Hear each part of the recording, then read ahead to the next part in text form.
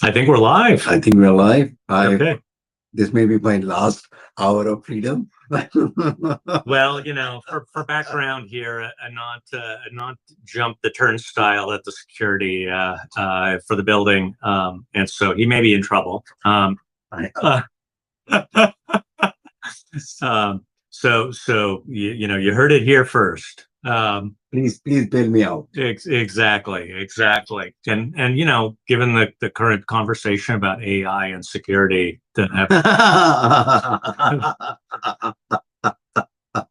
unfortunately, we can't blame AI on this. We have one AI executive though who did not use AI to consult his. Okay. Your pun is. I'm having too much fun. You're having way too much fun. I am. It was good to behold. Cool. Well, so we are back from IBM's Think conference out in Boston. Actually, you were not there. You missed a good conference. Yes. I had a good time out there. We were talking about many different things, but AI and agentic data was one of the big topics of the conference, and so that was a lot of fun seeing how much of a focus that folks are doing in terms of adopting AI, and a lot of the conversations that I was having with attendees. Honestly, people were even much further along than I expected in terms of leveraging AI. So good stuff there. No, I totally agree, and I'm sorry that I missed it. I'm not a huge fan of big conferences, and as you know, IBM Think is a bit more business oriented than Tech Exchange, which I really love, the latter one. So I decided to kind of give it a pass and watch the keynote separately and code instead. Yeah, but as a consequence, you missed my presentation. So, I missed your presentation. Okay, but I'm sure it's recorded, and I would encourage everybody to watch it. Yes. Watching it reminds me, Ed. Do you know that I went viral, at least in my definition? Yes, I saw the post too, but I think you're going to tell us all about it. No, I'm not going to tell. Okay, let me tell you what the post is. So hopefully, by the way, this morning I was looking at it. It was at 99,700 views or something like that. I said, shoot, I can't get on the podcast and hit the 100K milestone. Well, you can. Everybody should, or if you or not, we'll have to continue to. No. I hit 100K. I know. You had Claude Code delete the cookies from your browser and hit reload 100,000 times, and come on, man, come on. This is really this is not good. Okay, so let me tell you what the post was about. But the first time I hit 100K, so my view is that, look, if I don't understand a concept, then I have to dig in. And I'd always kind of abstractly, I can talk to you for 15 minutes on what the transformer architecture is, but I wanted to kind of concretely understand it. And my starting point was, let me try to find the good YouTube videos. And the YouTube video that Google recommended was, in my words, kind of piece of crap. Mm-hmm. Okay. Because it got some basic mathematical functions wrong. So I ranted about it. And then I talked a bit about, I think that Google needs to change its ranking algorithms. So that was part 2. And then part 3 was my assertion that everybody should code to learn concepts. Okay. And that's what I've been doing. So things resonated with people. They said, this is the best book, or this is what I've written. And I've been kind of cloning some other people's repos and all that stuff. But my top line on this, Ed, was that, look, human slop to explain AI slop is killing me. Okay? Human slop, yes. Because this was not text to, it was not something that was text to speech. Yes. It was actually spoken by a human being. Now, again, I don't know whether it was dubbed over or what it was. So it was human slop trying to explain AI slop and it's like a real mess out there. Yeah, and as a shout out to our former Google colleagues, really the fact that the YouTube ranking algorithm does not take the technical correctness of a mathematical notation into account is a big mess. It's a very big mess. So please, when you're recommending YouTube, and honestly, we should narrow it. I think that TikTok should follow the same suit. That the mathematical notation needs to be correct. Oh God, you made a joke out of it. It's okay. I read your LinkedIn post. That was my takeaway. Was that but yeah. Okay. Let's move on to something else. What are other hot issues? Where would we? Uh-oh. I think we're getting some okay. Yes. Okay, great. Well, I think what was this other one that we had? We were talking of something from TechCrunch. Yes. And unfortunately, I missed the cue on that one, so I'm going to let you do it. Sorry. No. So obviously, I mean, one of the things that I'm seeing, and there's a lot of news and article about it, is that while Claude Code had a significant lead on coding, okay, Codex, etc., kind of catching up really, really well. Yeah. Right. And so that, I think, is obviously goodness for all of us who like to code, right? But it's quite interesting that this market of coding is being chased by. I would have thought that OpenAI would kind of go and focus on the consumer side, but the market for coding is being chased by a lot of folks. And what that tells me is that coding is going to become kind of the de facto way in which a lot of what you would have thought about enterprise business applications, they would actually get built. Yeah. Right?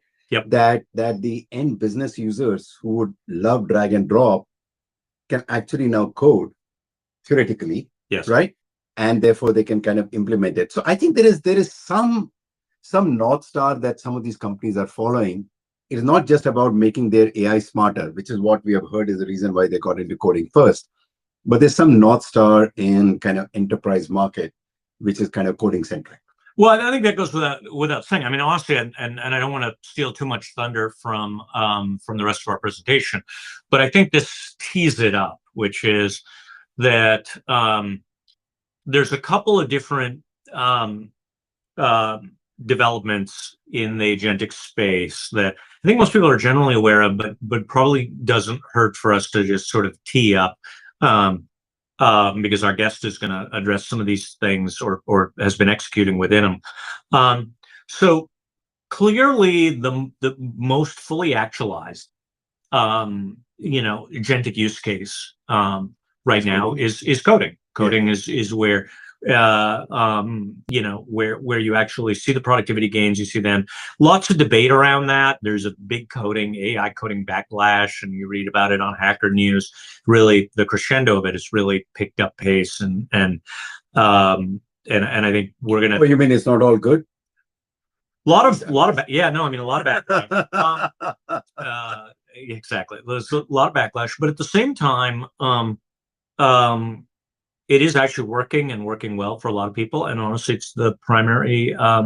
It is becoming the primary revenue model in terms of driving revenue growth for the frontier model companies and the product optimization around that and all of that. And so a lot of interesting activity around that, and a lot of interesting activity around the meta orchestrators. So obviously the coding agents are very important, but and I think we need to do a follow-on podcast where we actually get into detail. Maybe we'll do a little bit of it on this one, but I think it's probably worthy of an entirely dedicated podcast on meta orchestration and so on. Yes. A lot of folks recently swearing by Hermes as the latest and greatest. So regardless of whether you've got Claude Code or Bob or any of these others, these meta orchestrators are are really how you tackle these large scale projects and such.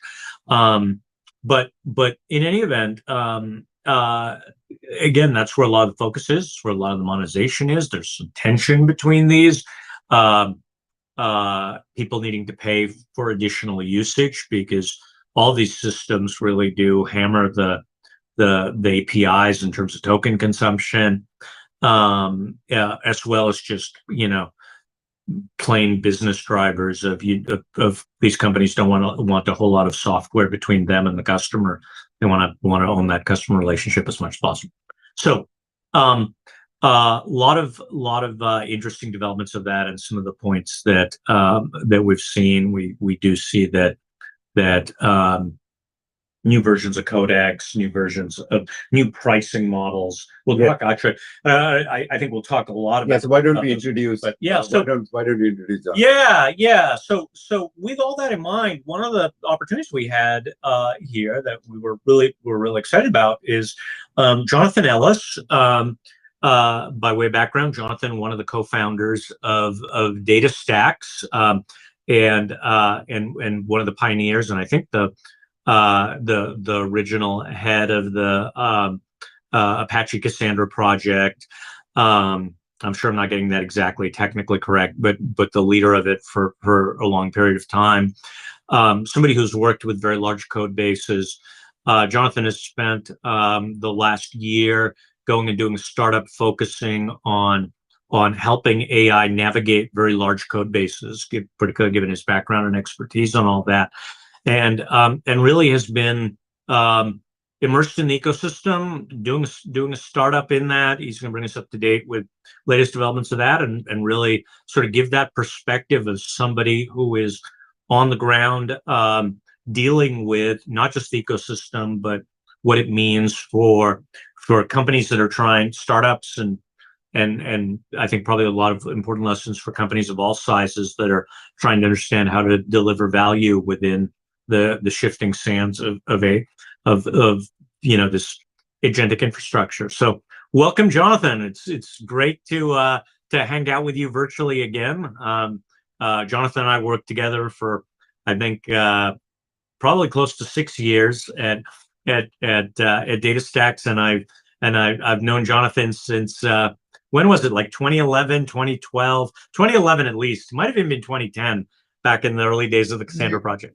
When you gave a talk at one of the first Cassandra summits. Yeah, it's been quite a ride. On how to misuse Cassandra. So when at Apogee we acquired Ed's company, Jonathan, I don't even remember what it was doing. User grid. It was user grid. Yeah. But it was built on Cassandra. It was built on Cassandra, right? So he was already a convert. You had converted Greg Braille, who was a chief architect at Apogee, to Cassandra. So your influence was far and wide. And then, of course, then when people were exiting Google, they decided that they wanted to continue that mission. So welcome, Jonathan. Thank you.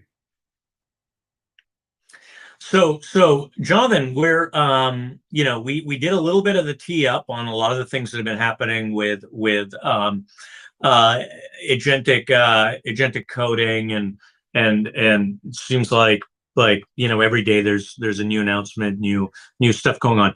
You've been building in this space now. Actually, you for a long time now. You were one of the early proponents of agentic coding. I think, in fact, probably the first person that I know who really pre Claude, just in the very early days, going and applying this. I think you probably were one of the first people who did an AI coding pull request to an Apache project, and I believe, and you did a blog post on it and actually set some precedent on what the process was for AI authored code. Yeah, this was summer of 2023, and I wrote an article about how I used AI to ship vector search in 6 weeks, and yeah, that was. something that people weren't completely comfortable with at the Apache Software Foundation, and still at some conservative organizations are still. I would say that even the most conservative organizations now, they're making their peace with it. Maybe haven't gotten all the way there to acceptance, but they've gotten through what are the stages of grief, the anger and bargaining and so forth. And yeah, this is the new normal now. And for me, and I do get both sides of this, right? I think Anant mentioned earlier that there's a bunch of people on Hacker News who are like, oh, like AI is terrible, and I want to write code the old-fashioned way with my fingers hitting the keyboard and so forth. And I do understand that, because I'm someone who has enjoyed for a very long time that very low-level feeling of making the code do something that it didn't, when I started this morning. But for me, that, losing that and trading it for, now I can realize my vision for what I want to build 10 times faster. That's the high order bit for me. So for me, the glass isn't even half full. It's 90% full. Yeah. I mean, definitely. Look, we all started, I think our journeys in this stuff as coders, and sort of getting in your happy place of being in the flow, writing code, is a huge appeal. And honestly, I think that's been kind of the process for a lot of folks. Either that works, either they're able to sort of adapt that flow state to the agentic world, or if they don't, there's a little bit of unhappiness. And then there's also a lot of lessons in doing it right or wrong. That I think people are in different places in their journey on it. They can't just walk up there and say magically code for me and they get good results. There's definitely a whole discipline around one thing that I found, at least personally, I found really difficult to do was kind of spec-driven development, right? Theoretically, it sounds quite correct, but often what happens is that even if you kind of spend some time on spec, then you're using AI to edit the code. Are you really doing this right thing? And are you doing that, etc.? So the drift between the spec and the code is a very, very, it's kind of natural, because we've all grown up in trying to fix code, right? As somebody wrote some PRD and now we are just working and kind of fixing code. So I have to kind of periodically correct myself or take AI's help in refixing the spec. So this kind of, theoretically you understand spec-driven development, but practically I tend to drift back into kind of modifying the code. Yeah. And I think that makes a lot of sense, because spec-driven development is a kind of manifestation of the waterfall process that we left behind 30 years ago. And one thing that AI has changed is, it used to be, you spend a week of planning to save yourself a month of coding, but now it's almost the other way around. The code is even more malleable than it used to be, and therefore getting the spec wrong or the proposal wrong is less of a penalty and less debt. And so it's okay to experiment and say, you know what, that didn't work out. Like, we'll just get reset and try again, or just take it in a different direction. So I do think that tends to mitigate against the spec-driven development proponents. And I'll argue the other side now. The other side is that AI has made authoring code 10 times faster, and it has not made reviewing code 10 times faster. And despite the best efforts of a bunch of startups, as well as Codex has review now, and Claude Code has a review now. But by and large, I think everyone would agree that the pace of improvement in code review has not kept up. And partly, I think that we're doing it wrong by trying to get the AI to do the review as opposed to Brock's approach was something that we called guided review, where it would say, I'm going to try to highlight the important things for the human expert to pay attention to so I can accelerate what the human is doing instead of trying to replace it. But setting that aside, someone I saw recently, it might have been Karpathy, said that AI coding is going to tend towards. Oh, it wasn't. It was Francois Chollet, I think, on X. And I don't remember if he works for Google or another lab. But anyway, he said that AI coding is going to turn into a machine learning optimization problem where you give the model its goals and how to measure those goals and then get out of the way. And it's okay if it's a black box as long as you've set your goals correctly. And I don't know, like we're in this weird spot, right? Where both of those things are true simultaneously. And it's hard to tell where we're going to be in 1-2 years from now. But that's exciting for me. That's not something that makes me upset or depressed so much as like, wow, like this is cool. We get to invent the state of the art every day. So exactly. So let's rewind the chronology a bit. So last we've talked a few times, but really sort of last time when we were working together was a little over a year ago. And you were since most folks probably don't know the whole background and journey beyond post DataStax, you went and you founded Brokk, and you were looking at, based on your experience in again, the first pull request to Apache Cassandra, possibly one of the first pull requests to an Apache project. I think it was because I know that it escalated up. It created the policy for AI code, or it was the first exemplar for it. But so a little over a year ago, you went and saw the large code base problem, and you started, which really came directly from your experience with Cassandra. And the thing for people who have worked for a long time, you spent over a decade working on this project. So certainly humans can fit these large code bases. Human spatial memory and so on allows them to navigate a large code base in an intuitive way. But models don't do that very well, or at least they don't out of the box. And so that was your impetus, and you've spent some time in trying to solve that.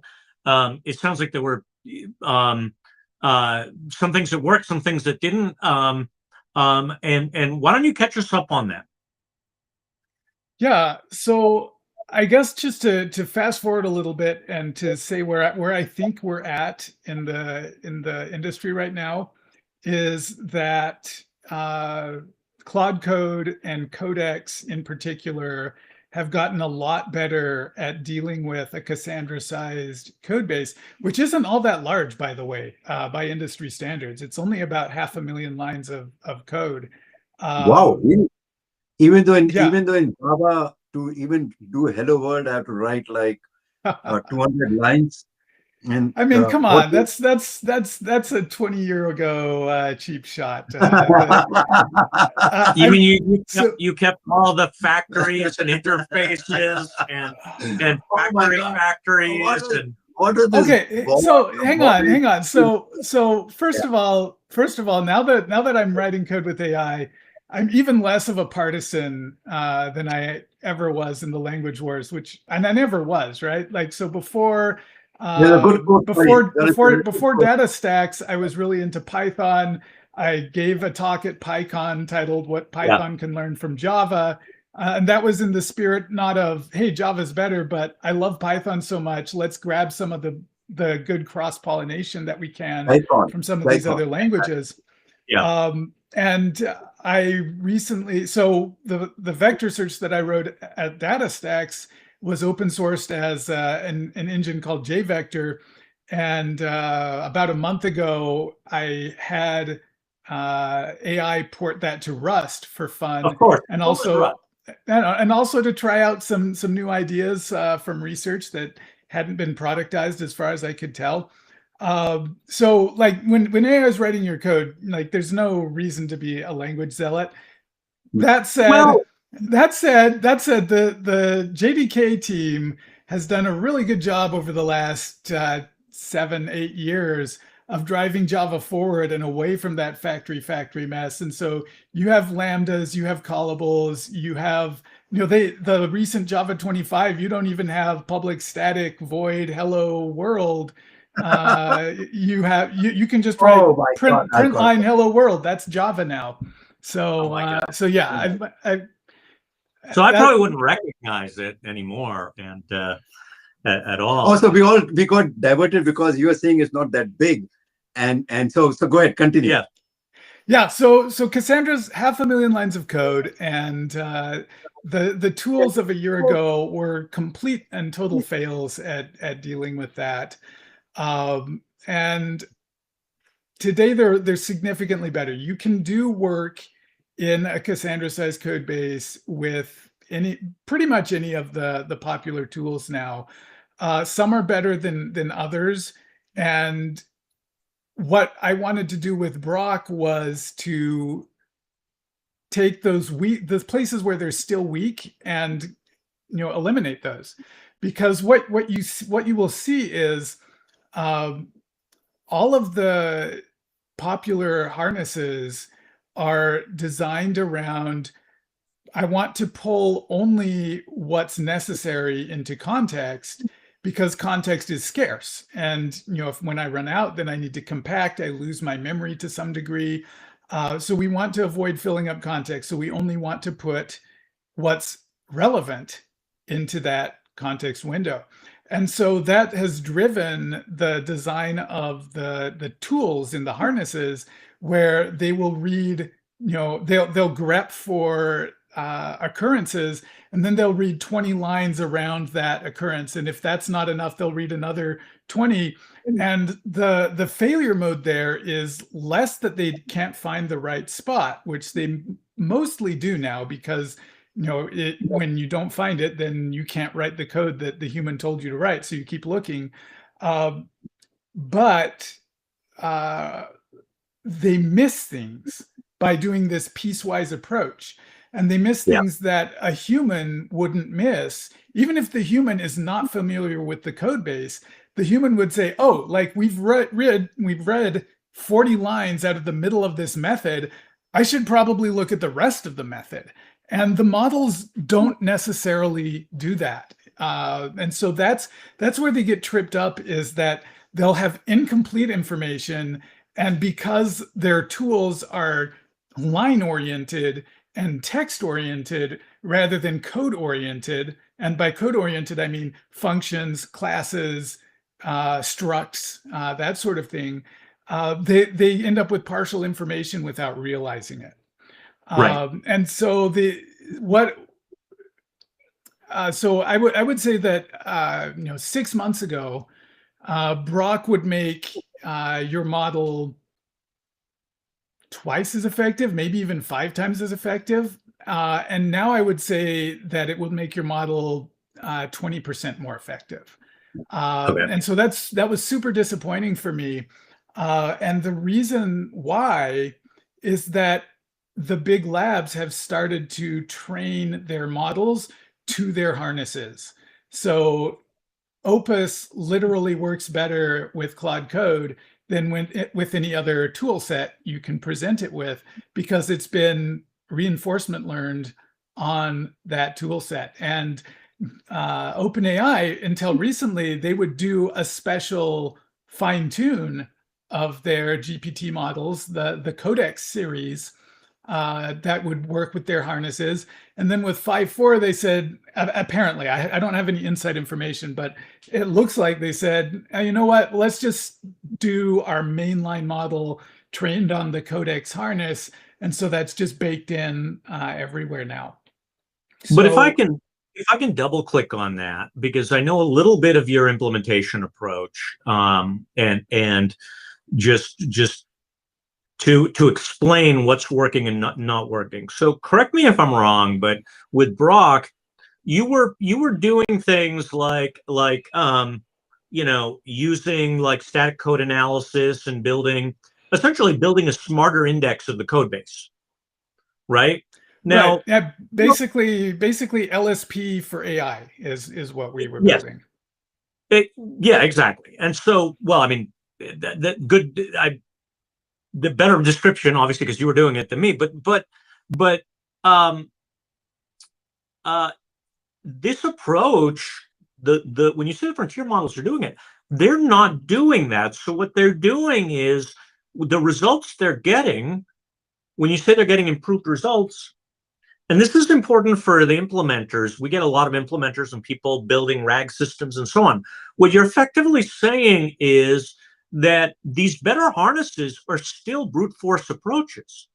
Yes. They're not, yeah. to the best of my knowledge, they are not going and doing, because I use Claude Code every day. It is not going and doing the level of code analysis that you were saying, and most architects, I mean, I'm in those types of meetings all the time. As I think most architects who are building go and say, no, we actually need if we don't do this, the model is going to have to do too much work. But what you're saying is that they're getting there, that this brute force approach with a better harness that knows how to do that is outperforming a deep analysis of the code.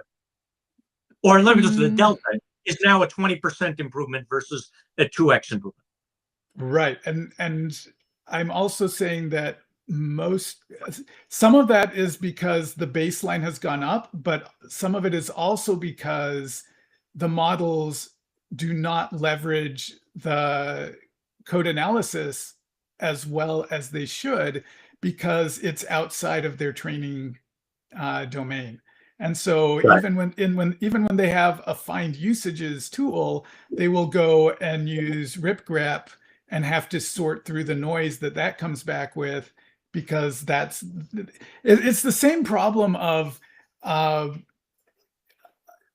everyone, most of the senior engineers that I know working with AI, they all have an agents file that says, don't blanket catch exceptions, don't blanket catch errors, let them surface so we can fix them.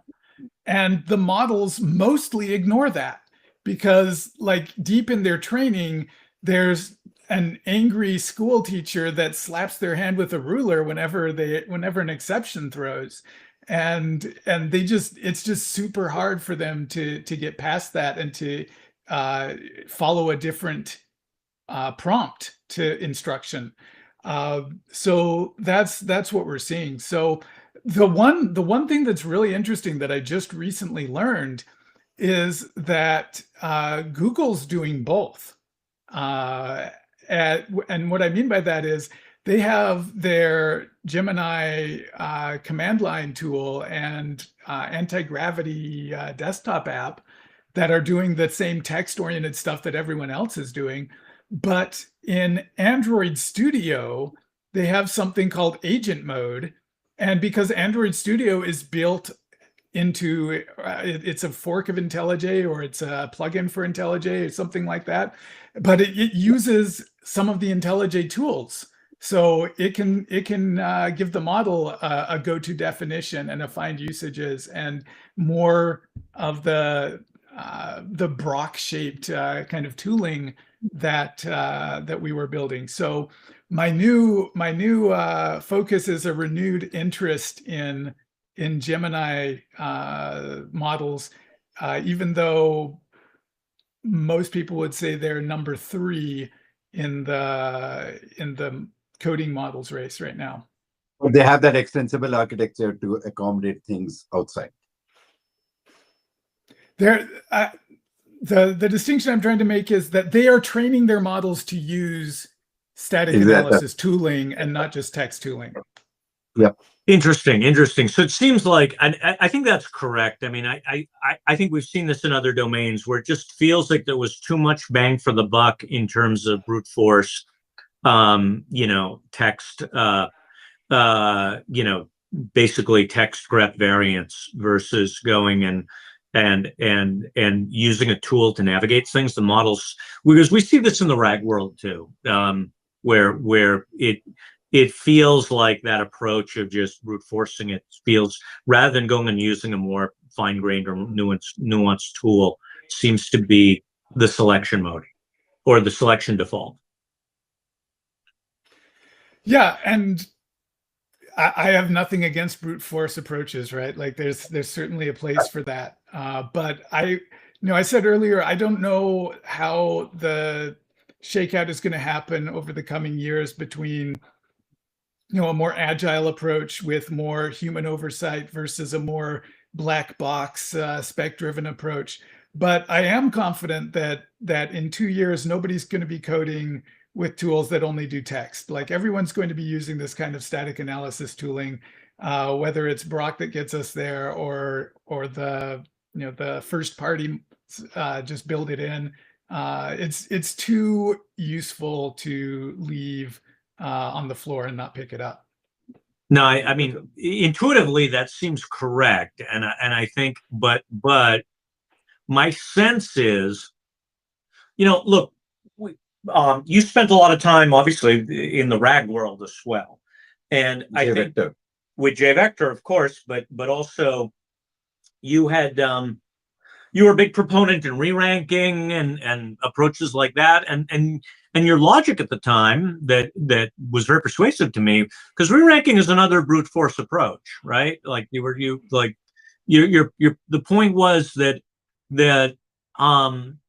in terms of the fastest path, often these brute force approaches, people, let me this way, certainly the models want to run the course on that before they reach to more deeper. Yeah, absolutely. Hey, I want to kind of go back to something that you said some time back about the bottleneck is no longer code, but kind of the review process. Yesterday, I was talking to somebody. I won't name them because they haven't given me permission here, but you could probably figure it out if you look at my LinkedIn connection. This is another reason to look at my LinkedIn profile, by the way. Yeah. Make sure you follow Anant. No. Hey, just subscribe and follow. Just kidding. Is that they feel that as a reviewer of this large open source project, they're probably becoming 2.5 times more productive, given all the things that you talked about, Jonathan, which was, look, we can highlight what to focus on and other things. But now they're getting 5x the volume. Yeah. Right? So they're still that's down. the thing. Yeah, that's the thing. I absolutely agree that I can be twice as fast of a reviewer. It's like reading a research paper, right? Like I never just read that front to back manually anymore. I'll read it and I'll ask questions to GPT while I'm reading it. And it's the same thing when you're doing code review is you'll ask the model, hey, like let's explore this aspect of the pull request together. But like you said, the authoring is 10x faster. So if reviewing is only 2x faster, it feels slow. Yes. So then the question really is, since we are not producing human beings at a faster pace, at least human beings capable of doing this kind of good quality review, are we fast hurtling towards what we talked about some time back, which is really it will be write once and read never is the only model that it's kind of game, set, and match for that process, or some of us who actually believe that human oversight is really important and people should be able to explain what they've written, because that's how you'll kind of build good systems. Are we fighting yesterday's battle with kind of modern tools, but the battle is completely shifted in this new world? So as there's kind of there's multiple domains here, right? Like this is the elephant and we're all blind men in the jungle and touching different parts of the elephant and trying to describe it to each other. So like on the one hand, if I'm building a cookie cutter web application on React, like I'm just going to black box that, right? Like partly because that's not my domain of expertise, but also because the models have So all memorized. you don't know all the color codes at all?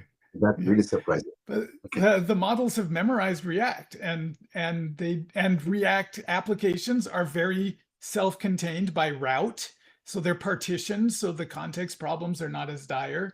So yeah, I would just black box a React app. But if I'm working on Cassandra, or if I'm working on anything that correctness is important, and we don't want to lose people's data, then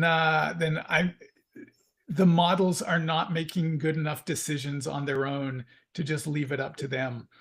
No, but today, what I'm trying to say is, roll forward, right? Is the asymptotic future write once and read never? Yeah, I don't see. That's the thing, though, as I'm trying to say, I don't know, because I don't know if I don't know where we are on the S curve, right? Like at some point, the exponential improvement in models is leveling off. And I kind of think that leveling off has started to happen already. There are people who are going to disagree, but I do think that leveling off has started to happen. And so in that case, the question is, how smart do they get before they're just making asymptotic improvements instead of massive gains every year? And I don't know the answer to that. I mean, look, I think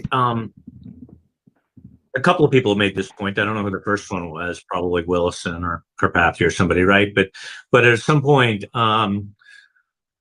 it's like looking at your compiler output, right? And I'm old enough. You don't like looking at the ASTs? Well, look, no, I mean, first of all, I'm old enough to remember when people actually did check their compiler output and actually look at the assembly that was generated.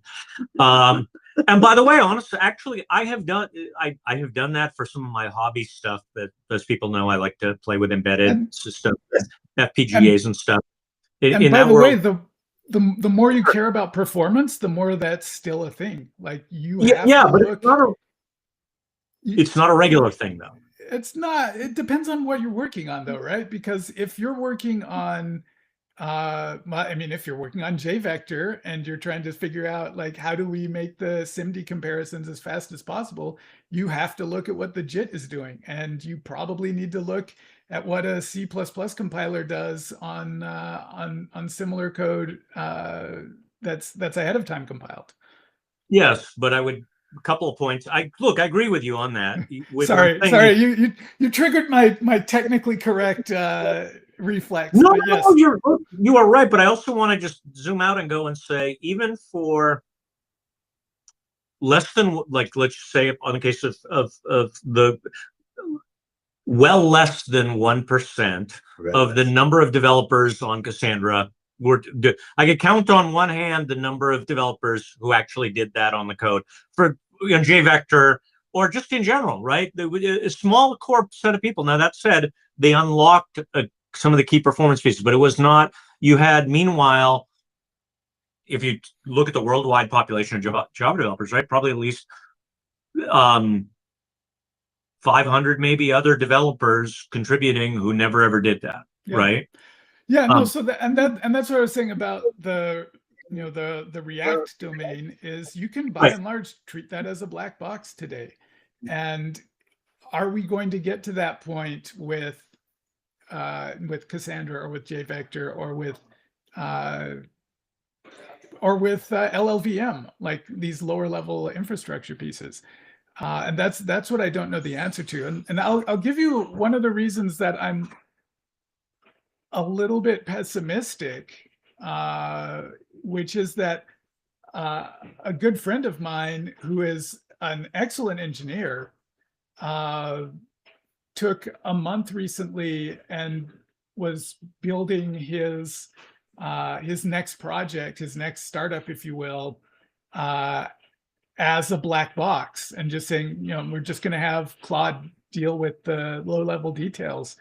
And this was just like a month ago. Like, this is very recent. This is not, he was using GPT-4, so of course this didn't work. No, he was using Opus 4.7, and he still got to the wall of slop, where like the technical debt was large enough that it could no longer make progress.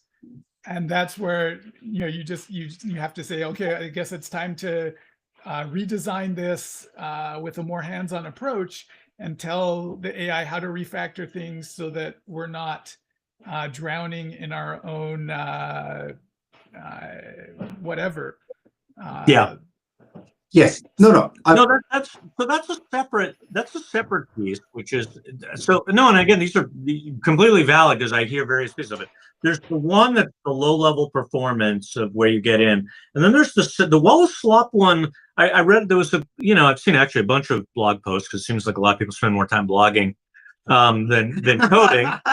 I know that LinkedIn post. Or having AI write their blog posts, which is having AI write. Yeah, exactly. Well, or actually, it seems like the return of the artisanal human-written blog posts.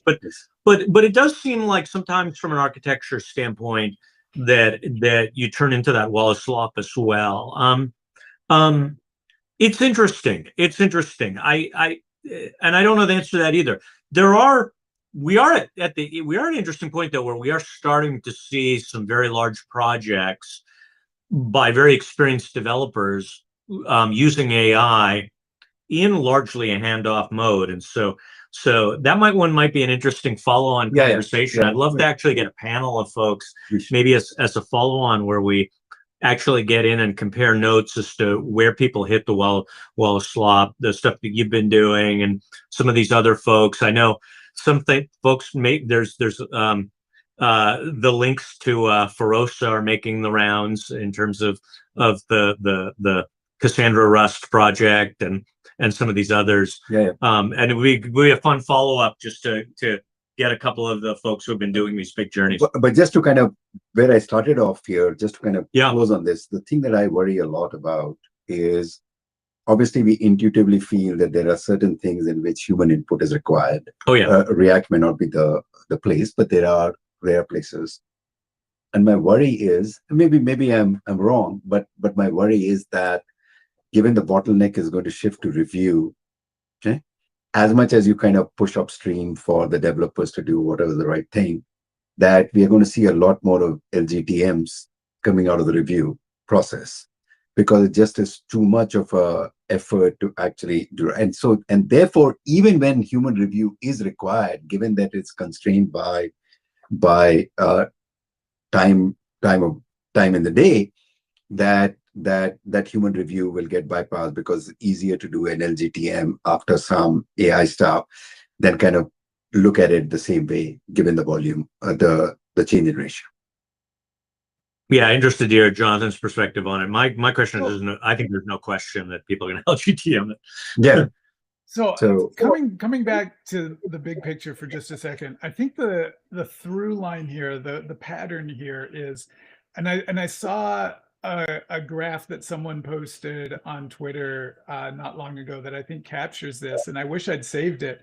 But there were three lines, and you had on the left side, you have the starting point of the one line is expert human at the top, and then AI, and then average human, and then the x-axis is labeled novelty. And then on the right side of the graph, you have AI, average human, expert human, and the lines slope down. All of the lines slope downward, but the humans slope downward less. And I think most of us have had the experience where you're coding with AI, it's going great, you're giving it general descriptions of what you want, and it's inferring the right way to do it. And then all of a sudden it starts being just really, really dumb. And it's like, oh my God, like, did I suddenly get switched to GPT-4, or like, is OpenAI quantizing the hell out of the model because of demand? And most of the time it's because, no, you're actually doing something new enough that you're outside or at the edge of what it's been trained on, and it's just literally dumber. And so I look at those moments now as, it's like, this is a gold star of you're doing something interesting when that happens. That's interesting. I had actually assumed, honestly, I did assume a couple of things. One was that I was approaching the most horrible moment in Claude Code use, where it suddenly goes and says compacting, compacting conversation. At which point you're like, oh no, because it's Groundhog Day all over again. Oops, the AI camera finally kicked in because I did the hand wave. No, it's just because you talk too much. No. Hold on. Let me move it back. Because otherwise Anant will move into the picture and we'll start to look like the deck on Star Trek where everybody's like going like this. Let's not do that. We're going to kick off the AI camera again. Let me turn off AI track. But no, that's interesting. So you're saying that part of what kicks that off when it goes into dumb mode is novelty level.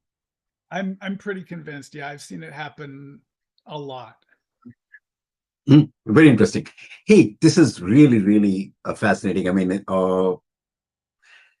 given, for example, at IBM, we have got kind of a large army of developers.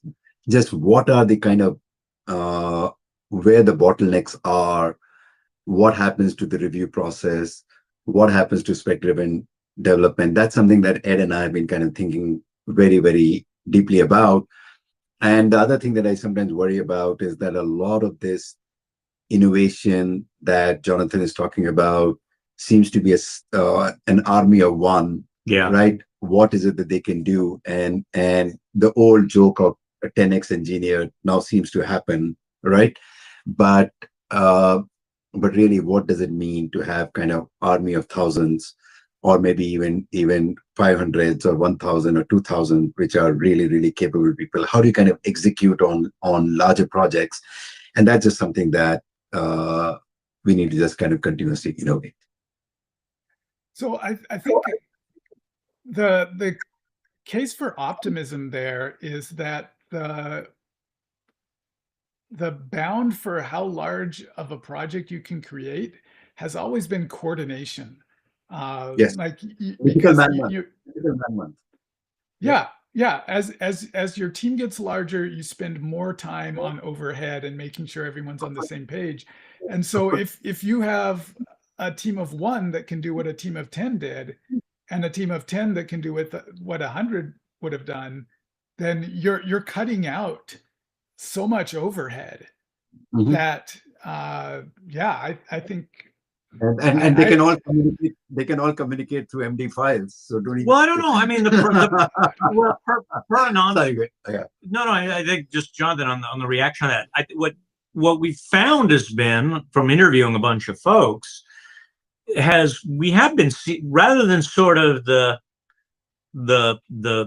what you find is sort of this 10x cyborg developer, right? And it's easier to have one person. It appears easier to have one person with, a modern meta orchestrator harness, Hermes or whatever, than to try to put 10 engineers in the room with AI. I don't know if that's been your experience. Okay. That might be an entirely. Yeah. Okay. So what my approach to solving this problem? So I literally had 10 engineers working on Brokk with me, and I was reviewing. I was reviewing their code. Someone reviewed every code, right? Like it was. We weren't just looks good to me. Like we cared about the quality, and I was doing more reviews than anyone else for normal reasons. And so that was why I built Brokk's guided review, because I was like, I need a better tool to keep up with the volume. So, and the good news is that, even if your team is an idiosyncratic beast that doesn't fit exactly any of the existing tools, then building a custom review engine is something that you can totally vibe code now. So I submit that more people and more teams should be investing more in their tooling than they are. And that's one of the untapped sources of improvement, I think, for the industry. Sridhar has a point of view, which is tools, not rules, right? In IBM, we tend to say thou shalt and all that. but now you can actually code all of the thou shalt into tools, and that's the way we should do it. Okay, hey Jonathan, awesome Yeah, this was great. discussion. Fantastic. I think we should do a panel on. I think we should. I think it'll be good to yeah. On what we are doing. We would love to get hold of your smart reviewer code that made Jonathan a fantastic reviewer for the 9.5 other people. I'm assuming half of Jonathan was still writing reviews. But Jonathan, thank you so much, and for a fantastic conversation. It's been a pleasure. Thanks. Thank you. Great to see you again, Jonathan. Likewise. That was a great conversation, and it's I will tell you, and I think we're going to do a lot more of these. The conversations we've had, goes back to my favorite statement that I say favorite because I end up using it all the time, of the future being unevenly distributed. But we keep on having these great conversations, and I think we're going to want to more often pull them into these podcasts with the folks that are in the trenches doing the practitioners who have been doing this stuff. Again, smart, experienced, senior developers, architects who have gotten in and been using this stuff on big, ambitious projects, enterprise class, large code bases. Again, Jonathan is somebody who's not new to the enterprise world. And we've had a lot of these conversations because I know Anant, you and I have been part of what we've been doing has been interviewing people on this, and I think we want to pull folks into this podcast on purpose. So a lot of this activity is happening, and we start to get a bigger picture of, like, I think we start to see some of the answer of, like, what are developers going to be doing? Well, clearly a lot of your development team is going to be spending time doing code reviews as well. It sounds like code reviews at scale are going to be a part of this, and so interesting. And I think we'll see some stuff from Jonathan. It sounds like that's part of what he's pivoting into, is helping accelerate that code review process. But really interesting stuff. I don't know, what were your take? No, I absolutely agree with you. And in fact, it was very good to kind of get his counterpoint that it's not kind of game, set, and match for coding doing everything, because of both the corner cases that you talked about, kind of optimizations and everything else. Now, obviously, the thing that can be automated will kind of continuously shift, but kind of at least from his point of view or your point of view, the high value stuff we're going to reach some limits of kind of the high value stuff. So fantastic conversation. I think coding as kind of one of the most important areas affected, helped, improved by AI is something that we need to kind of continuously come back to. And the discussion that we're having is, if coding is becoming easier, not perfect, right? How does it change the nature of enterprise software? Right. And that's also a conversation. Well, look, and again, I think what we're going to start to find is it's a moving target, and but I think we can start to get a picture of where the target is moving to from these individual conversations. Each person that, and again, let's make sure we keep on pulling in some of these folks. Jonathan, this was great. Had not had an opportunity to catch up with him for a number of months now, and so hearing these pieces. These are folks who are coding day in and day out in it from an AI standpoint, and getting some real perspectives on what works and what doesn't. So we're going to end, and I have to go down and turn myself in. Yes, okay? Yes. So we'll hopefully part of the fallout might be, Anant is in trouble with the building police. So yeah. So but a fantastic conversation. Next time we're going to have Jun Rao. Okay, Jun Rao was one of the original founders of Confluent. But before that, one of the original authors of Kafka. And we'll get into some really, really important discussions about the role of data, and also how is open source community dealing with kind of the AI slop and everything like that. So it'll be just a fantastic conversation to have. And then I want to end, of course, as always, with thanking our wonderful producers. Yes. Behind the scenes, Milan, Michelle Yeah. and Hannah. Yes. So thank you very much, folks. And anything else? No, I think we covered a lot of good stuff, and again, hopefully our audience will continue to tune in, and also again, make sure you like Anant's LinkedIn posts. No, the gap between 100K and 200K is so large that I don't actually. It could happen. We could get there. Okay, awesome. Thank you, folks. Thanks.